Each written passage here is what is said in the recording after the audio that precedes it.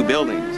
This is, in here, is a courthouse on international war crimes.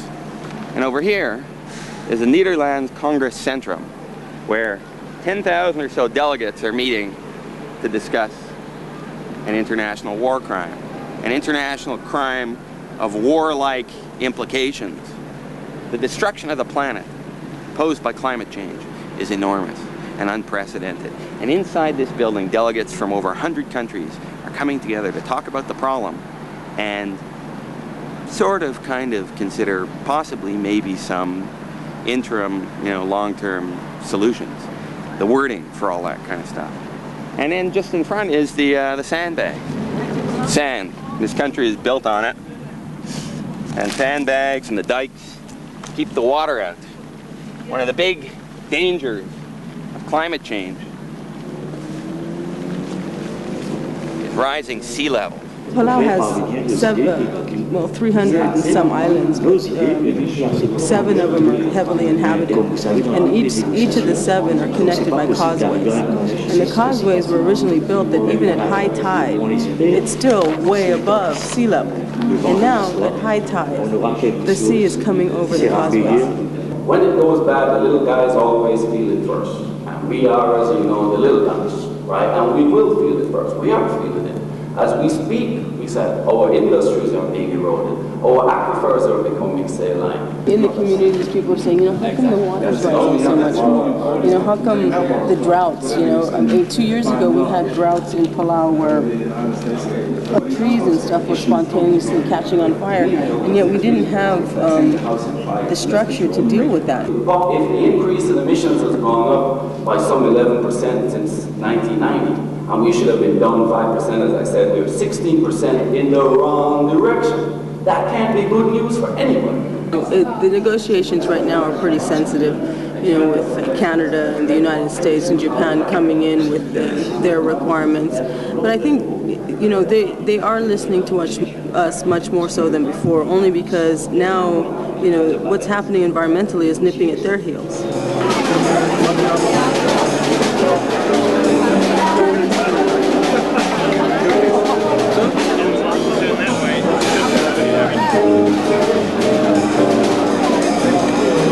Management system for land and forest, which of course is a position that Canada's been arguing as well, that effective management in these areas is a good environmental practice. It is an integral environmental practice, and not only does it have an impact on the reduction of carbons in the air, but it also has other side benefits in terms of just maintaining very scarce resources. Carbon sinks are nuts.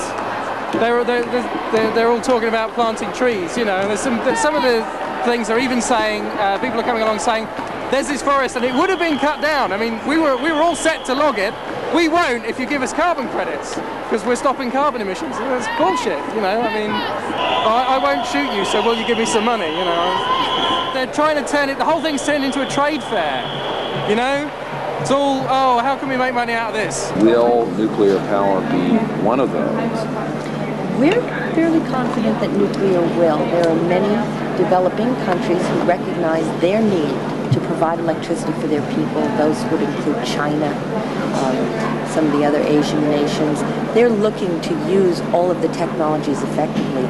But even more importantly, America's been the technology leader in this area for decades, and there's no reason for us not to apply that good old American know-how in figuring out how to deal with this problem. The U.S. is trying to fuck over our world. They don't care about the environment, they care about cost-effective measures. That's pretty much it. Hasn't even been finalized in any sort of, in the Kyoto Protocol whatsoever at this point, but they're already looking at how to make a profit off of what should be an ethical move to improve the climate of the world, to keep it from getting worse, to keep polar ice caps from melting, sea island states from being flooded. We're embarrassed of our nation for failing to act now on issues that will be pertinent for years and years to come, and anyone who tries to tell us that clean energy is not economically feasible at this time basically just does not know what they're talking about. The U.S. produces the most amount of greenhouse gas emissions, yet we refuse to take leadership and to take responsibility for the pollution we've released. the richest nation in the world. If there's anyone that can afford to cut back and start making changes, it's us. But we're not seeing that here today. What we're seeing is corporate power. We're seeing lobby interests taking precedence over the people's interests. We better not resort to using carbon sinks because scientifically they won't work. And we really think that our delegation is short-sighted and not listening to what their people want. Imagine being bikeless in the Netherlands. Instead, we're stuck in this taxi stand with 15 idling cars at a conference on climate change. The ice pack is thinning. The polar bears are in trouble. Work it out. Potential for solar is huge, even in a cloudy country like mine, the UK. If we put every available roof with solar panels on, we could generate far more electricity than we currently use. And, you know, we use electricity very profligately in the UK, just as pretty much everyone does. There's a lot of hand-wringing. How can we possibly address climate change? It's going to be expensive. It's going to destroy the economy. What do you say to those kind of comments? Well, they're all true, and there's a disconnect. I mean, those of us who've been choking on our frustration, working in this process for 10 years, I mean, you know, there's something that's almost surreal about it. It would be hilarious if it wasn't so tragic. We know now that we're talking about the future of our species and the environment in any way that we know it today. And yet we also know we've got to achieve deep cuts in greenhouse gas emissions. We've got to knock out fossil fuels. All these thousands of people are talking about is whether or not they can or can't begin a very small process of incremental cuts at the top of the range of where we have to ultimately get. I mean, our society has evolved and can evolve towards something else, but right now we depend so much on this intense source of energy, or that if you just make a 80-degree turn, everybody will fall off. Many people, including the Europeans, see you as part of the villains of this conference, you being the Canadian government. There's nothing about being a villain. It's a question of whether we want to get an agreement or not. You have to have agreements. You have to have provinces on side. You have to have industry on side. You have to have the players on side. You can't do it. The federal government doesn't do it by itself. It's got to be a broad national effort. Like how could you possibly get consensus amongst the oil companies and the people impacted and governments from 160 different countries? You can't. It may come down to a choice between big business and the climate. And I'm wondering if you have that choice, if it boils down to that, which would you choose? I think we reject the premise of the question. I think that if the Americans say they can do it, then the Europeans, maybe some other countries, are going to do something. What they're going to do is something very protectionist, I think.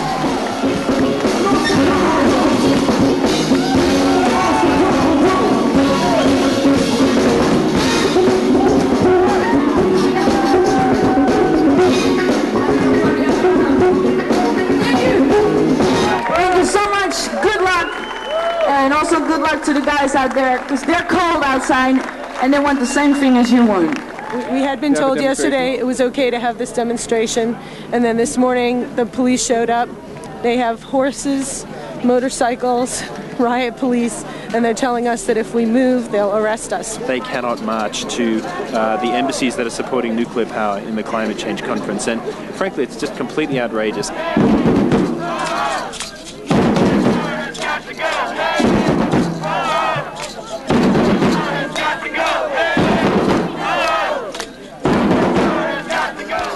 Years Den Hague is underwater, we will only see jellyfishes and sea monsters and medusas here, not people and grass and all this stuff, because everything is underwater because of climate change. Here we are, 200 students from America, and we can't even go see our country's representation in this country. There's a good representation of those people who do want to march, though, for those people who would get arrested by doing something like this. Is the march going to go, or?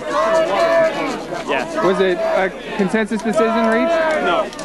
There's some people, Greenpeace, are marching, some people aren't marching. I'm marching solidarity to all the Europeans that are going to march.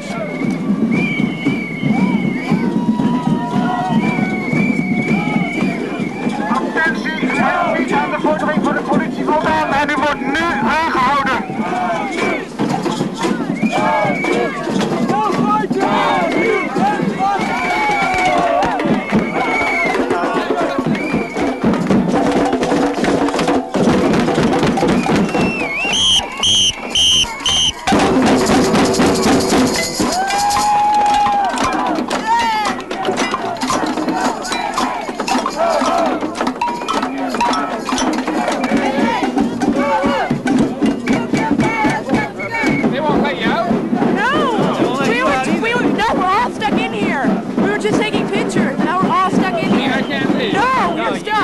everybody. Arrested just for that. We're all fucked.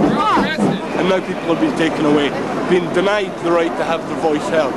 Yet, only a few kilometres away, in the conference centre in Den Haag, you actually have world leaders, politicians, ministers, talking about public participation. This is public participation when it comes to nuclear power and climate change. You know, obviously something has gone wrong. You know, the call hasn't been heard, and that's a shame. I mean, at the Institute, we would have liked to have seen the protocol ratified and acted on, you know, as early and as quickly as possible. I mean, it's a small step in the right direction, and it doesn't even look like we're going to do that. Oh, I think it will be a huge disappointment all over the world, I suppose, that politicians couldn't actually make a deal and make the rules operational in order to ratify the Kyoto Protocol. So of course we will all be very disappointed. Canada is the worst country here at The Hague. My country is the worst country here. I'm 45 years old. My name is Tooker Gomberg. And I've carried a passport all my adult life, proud of my country. Tonight I'm ashamed.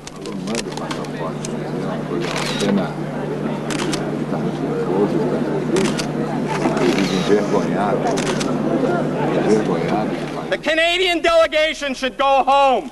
Get on the next plane and get out of here. Because you're not helping the climate and you're not helping the planet. Go home, Mr. Axworthy. Go home. Put a little bit down, please.